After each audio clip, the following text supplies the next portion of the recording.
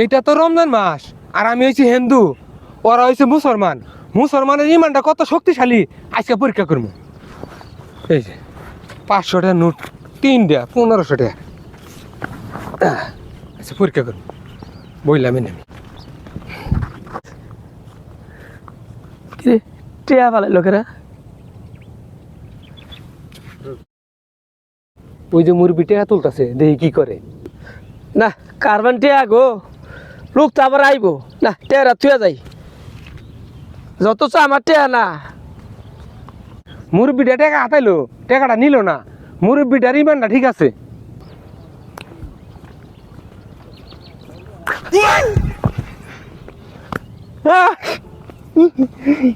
টুপি আছে মাথায় কিন্তু নামাজ কিন্তু পড়ি নাই। কার মুখ দেখে উঠছিলাম গো? আল্লাহ এত টিয়া দিতেছে কে? 1500 টিয়া। এর মতলবটা তো বেশি ভালো লাগতেছে না।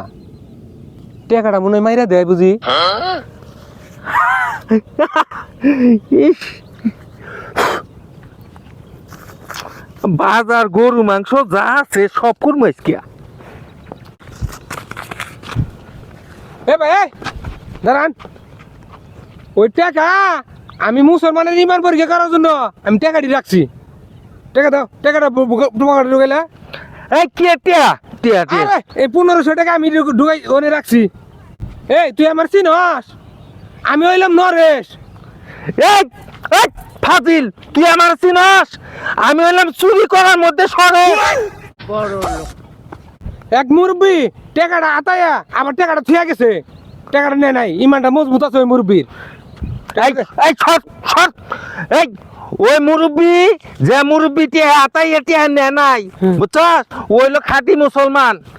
আর আমি হইলাম গরু খাও না মুসলমান। লোক বুঝাতে আসাবি। ছট, গরু মাংস খামো আমি। মুসলমানের ইমান ঠিকই আছে, নরেশের গো আমার সারা।